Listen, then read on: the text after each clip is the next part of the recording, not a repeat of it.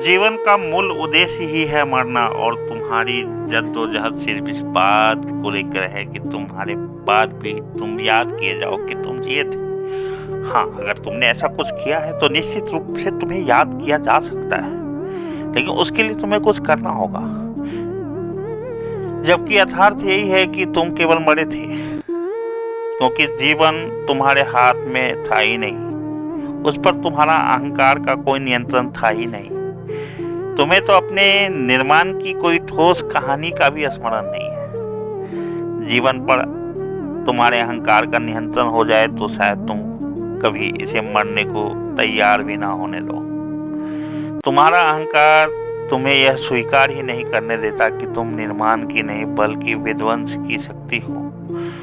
तुम बिना अहंकार के आए थे धरा पर, अहंकार के अलंकार तो तुमने अर्जित किया है संसार में आकर।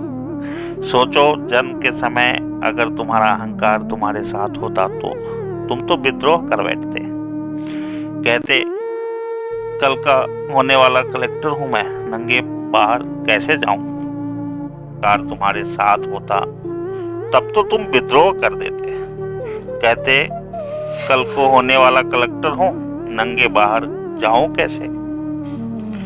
तुम तो सूट बूट की मांग पर अड़ बैठते, तुम परमात्मा को समस्याओं की सूची थमा देते।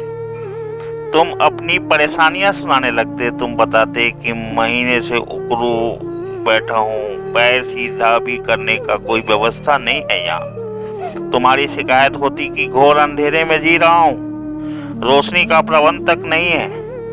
यह क्या, नमकीन पानी पर नाभि में जंजीर लगाकर तैरने छोड़ दिए हो मुझको।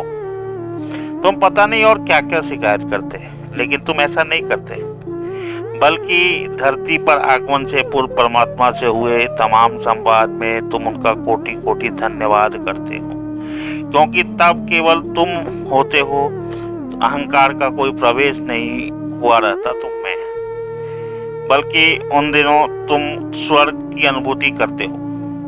ना कोई भय, ना कोई भूख, ना कोई व्यर्थ विचार, बल्कि तुम तो धरती पर पधारने राजी भी नहीं रहते। कितना रोते चिल्लाते हो जन्म के क्षण में। यही वह क्षण होता है जब परमात्मा से तुम्हारा आखिरी संवाद हो रहा होता है और वो कह रहे होते हैं, जीवन एक अवसर है, तमाम संभावनाएं हैं कि तुम इस अवसर का सदुपयोग कर धरती के अपने इस सफर का कोई मजबूत निशान और प्रमाण छोड़ाओ। वो कहते हैं, तुम वह बीज हो जो हजारों फूल भी बन सकते हो, तुम कांटे भी बन सकते हो, तुम एक मजबूत विचारधारा भी प्रवाहित कर सकते हो धरती पर, और तुम बंजर भी रह सकते हो। अब इस बात के लिए तुम जिम्मेदार हो कि तुम इस बीज को बंजर रखोगे या इससे हजारों सैकड़ों फूल खिलने दोगे। परमात्मा कहते हैं, मैं केवल तुम्हारे जन्म और मृत्यु से संबंधित हूँ, बाकी पूरी तरह तुम्हारी नियंत्रण में है। तुम इसे एक बेहतर स्वरूप दे सकते हो, अपने जीवन को कुछ ऐसा कर सकते हो जो तुम्हें तुम्हारे बाद भी लोग याद रखें, या फिर तुम ऐसा कर सकते हो कि तुम्हें याद रखे जाने का कोई कारण ही छोड़कर ना हो तुम। मृत्यु एक सत्य है और जीवन एक सफर है। इस सफर में परमात्मा केवल जीवन और मृत्यु से संबंधित है। बीच की सारी व्यवस्थाएं तुम्हें अपने कर्मों से संचालित करना होगा।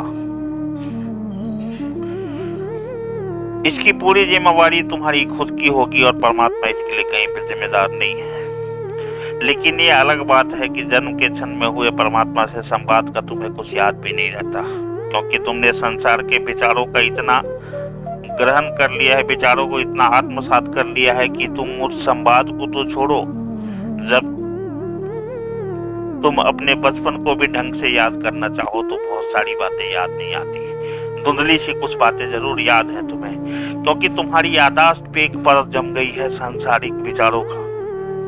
तुम्हारे अंदर अहम का प्रवेश हुआ है और अहंकार का, और जब तक तुम्हारे अंदर अहंकार जिंदा है, पुनः तुम्हारा परमात्मा से साक्षात्कार नहीं हो सकता। परमात्मा से तुम्हारा साक्षात्कार, तुम्हारा संवाद पुनः तभी स्थापित होगा जब तुम मृत्यु को प्राप्त होगे, या फिर तुम ध्यान के माध्यम से तो उस चेतना में जा पाओ। वह चेतना जो तुम्हारी ही है, लेकिन उस काल की है, उस 9 माह की है, या उसके बाद तुम्हारे बचपन के दिनों की है, जिसकी याददाश्त तुम्हारे अंदर धूमिल सी हुई पड़ी है। इस जीवन में तुम्हें बेहतर करना है या बदतर करना है, वो बीज बने रहना है, बंजर बन जाना है, या फूल खिलना है, खिलाना है, यह पूरी तरह तुम्हारे कर्मों और तुम